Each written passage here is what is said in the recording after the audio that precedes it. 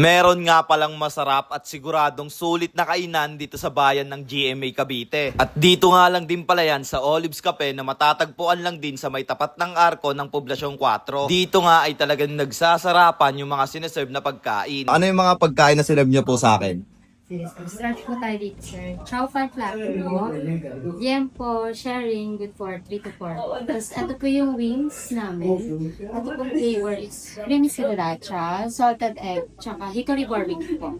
Yung pasta namin, sir, Charlie Chan, bestseller po. Sisig platter, good for sharing din po. Yung pizza po natin, Pepper Supreme, bestseller din, sir, sa pizza.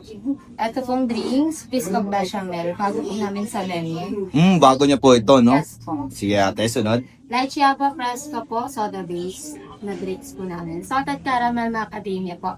Bestseller po namin sa ice coffee. New release din, sir, yung calamansi. Wow, magkano naman sa mga ganito nyo ate? Hindi mo alam yung presyo, no? Pero sige, mamaya anin natin yan. Pero ayun nga, no?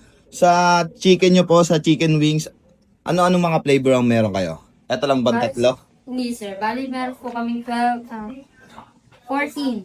14 flavors, no? So ayun na nga guys, no? Meron silang 14 flavors ng chicken wings.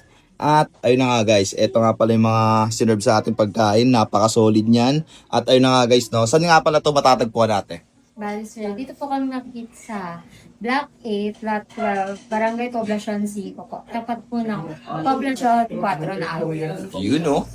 So yun natin, no? Tanong ko nga lang din po pala, magkano po dito sa chicken wings nyo po? Bali, sir, yung nakaserve po sa kanila is 66 pieces po. Yung 6 pieces wings po namin cost 245 po. Pero meron po kaming larger quantity, sir. 48 pieces. Price range niya po is 1,385. Yun, no? Grabe guys.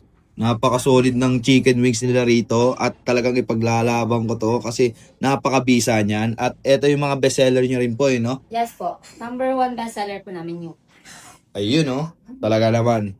At dito nga lang din po pala yan sa... Olives Cafe.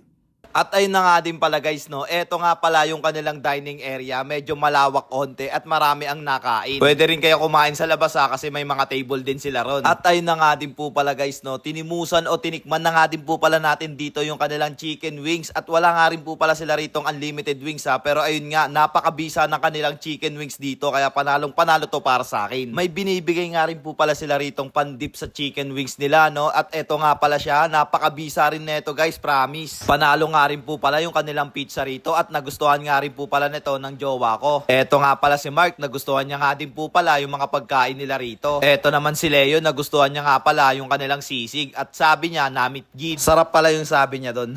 Pero ayun nga guys, no, hanggang dito na nga lang din po pala tayo at kita-kits lang ulit sa next vlog. So again, this is Shane TV.